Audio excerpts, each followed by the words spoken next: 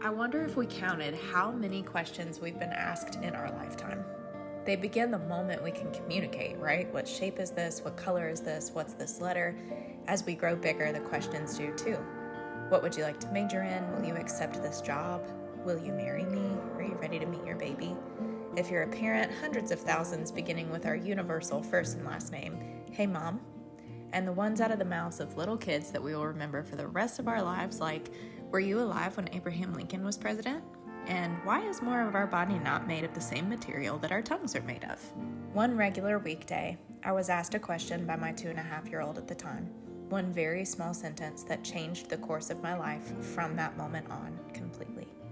As a parent, a teacher, or anyone in any position who works with or around children of any age, you understand what it's like to feel both life-changing, unexplainable joy and an exhaustion that feels like it reaches all the way down to your bones.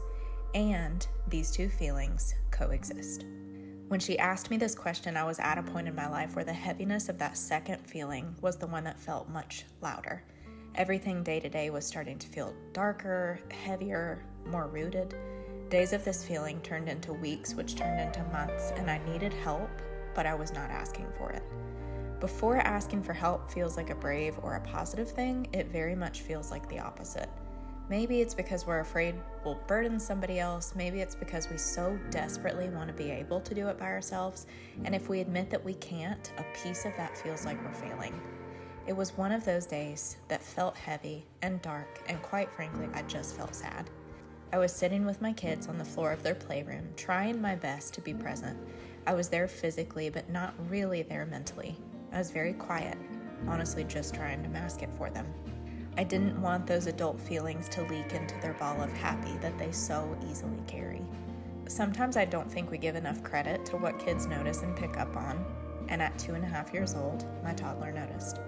She put her toy down, looked me in the eye, and said, "Mama, are you happy?" I knew that her question was more for in that moment, but it felt bigger than that. Not 10 minutes later, I went in the other room, did a Google search, and scheduled an appointment with someone to better understand what I was going through. And that night when they went to bed, I asked my husband that looming question that felt so difficult to say out loud, "Will you help me?" I explained the depth of what I was trying hard not to feel, and I asked if he could just help me get back to that happy. Over the next few months, I started doing things that independently sound very small but added up to be helpful in that journey. I regularly talked with and checked in with people I trusted, voicing feelings out loud that made them feel smaller over time. I got better at asking for help, and eventually that went from a terrifying question to a positive one.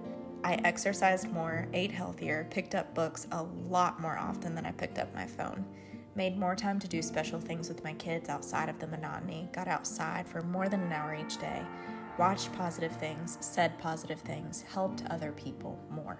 From acts of service to kind words, I did more for other people, and in turn, that did so much for me. And just like the heaviness, days of doing these things turned into weeks, which turned into months. And my answer to my 2.5-year-old's question, "Mama, are you happy?" turned from a really tearful hug because I couldn't bear to answer with no, to yes, I am. It is easy to slip into going through the motions and focusing more on the absolute exhaustion because it simply is exhausting. But on the other end of that is the joy. It is hard at first to ask for help when we're stuck, and it's especially hard to ask ourselves that question when the answer is no. So take this as a friend talking to you today. I'm here to ask you the same question that my toddler asked me that changed my life, that we should really ask people more often than, how much money are you making? How many followers do you have? Are you climbing the ladder? I'm here to ask you, are you happy?